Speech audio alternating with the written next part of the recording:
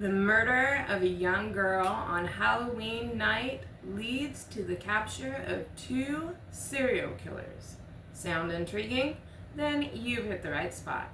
This is Screams for You, and I'm V. So, turn down those lights and lock those doors. Here's a scream you can't ignore.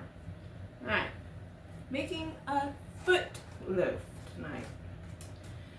This story is crazy. So, the murder of this young girl, Shirley, happens on Halloween night, and her body is found the next day pretty much in somebody's yard, and the police don't even know what to think about it. And what's crazy about that is there's so many bodies before hers. And they take her body and examine it. They think it's just, some random murder, which is, but it's a little more than they are thinking. And they don't even know what they got until someone shows up at their door saying that someone has confessed to that murder and a whole lot more. And if it wasn't for that girl and her body being all over the news, they would have never known about these 2 serial killers. And who am I talking about? I am talking about Lawrence Bittker and Roy Norris. You may know them a little better as the Toolbox Killers. These 2 are crazy.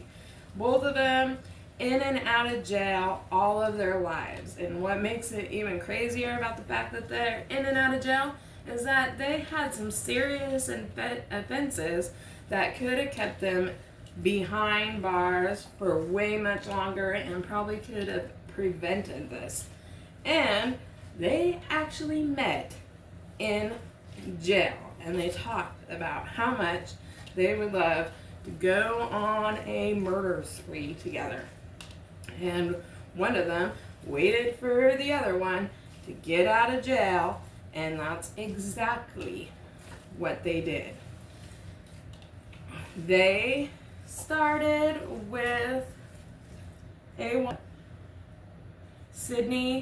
They started with a young girl, Sydney Schaefer, and their actual plan was to kill a girl from 13 to 18. A different girl of every age was their goal.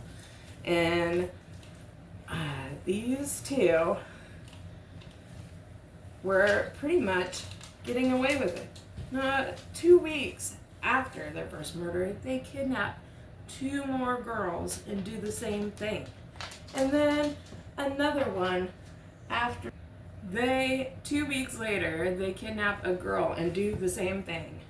And then they try 2 at a time. 2 at a time was a little rough for them. These girls, they almost made it out alive. One got suspicious right away. And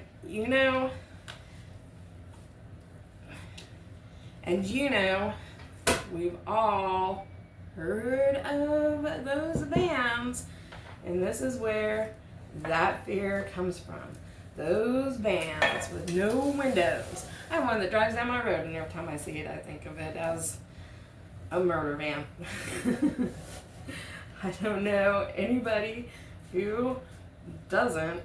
It's just the normal thought, and that's where this came from, because that's what they used. They would lure these girls in, trying to offer them rides, and if that didn't work, then they would offer them drugs or alcohol. They would offer them drugs or alcohol if that doesn't work, and that's how they got a lot of them in. They would stalk them and wait for them to walk up close to them. They would pull them in the van.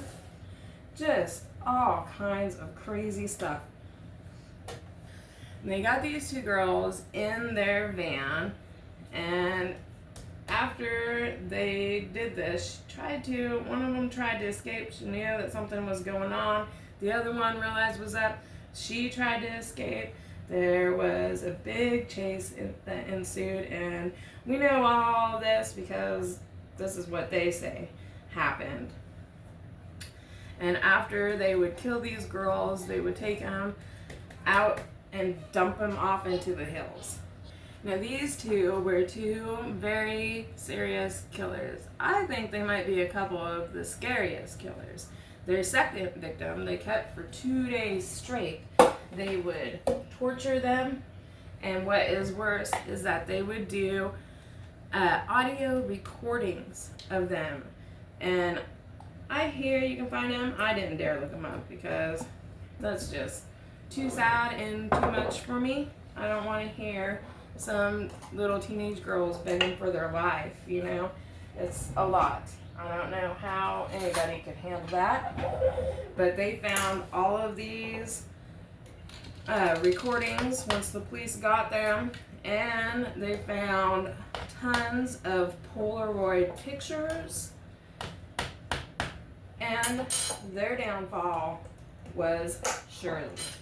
So the reason why they didn't dump her off the hills like the rest of the girls is they were curious to see how the people in the press would act if a body was just found in some random neighborhood somewheres, tortured and beaten to death. And when the police found her at first, and media came out, and they watched it on the news, and nobody had any clue what was going on, and everybody was terrified. And those two thought it was hilarious. But one of them has some loose lips, and you know what they say about loose lips? They sink ships, and that's exactly what it did. So Roy goes out to a bar one night, and he's drinking, and he comes across an old acquaintance that he used to be in jail with that was in and out of trouble all the time too. And he starts telling him, hey, you know that girl all over the news? Well, that was me and Lawrence, and we've done a whole lot more than that. And he proceeds to tell him about all of the victims, including including one that they let go when they first started. And she had actually reported it to the police. And when the police get this information, they, got to check it all out. They found this police report. They picked these two up. And it did not take them long to confess. But, they had so much evidence against him that, of course, it didn't. And these are some horrific murders. That is the sad part. And these were all young teenagers. And the woman that they let go, she did a lineup, but she couldn't identify them. Everyone looked different. Nobody, she was pretty much ambushed, she said, and dragged into the van. So she didn't really get a good look at anybody's face. But as soon as she got out of there, she ran and told. So good for her. And I think that it's kind of funny that their ego was the downfall for them. They wanted to see how everyone was going to react to finding some young girl's dead body. But they couldn't keep their mouths shut, and they got caught. So here's to Shirley for making sure that even though her Halloween night ended in horrible terror and torture, they didn't get away with it. And they were both sentenced to death.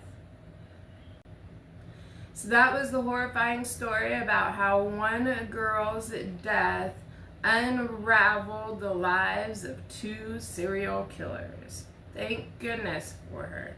Who knows how many others would come. And a good thing they were stupid too. They were already up to 5. The police had no clue what was going on. They could have just kept going for how long? And here is my foot loaf.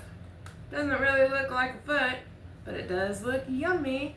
And anytime you want to know a recipe, just drop it in the comments and I'll write it right out for you. And don't forget to follow and like. We got a lot more to come. And have a creepy night.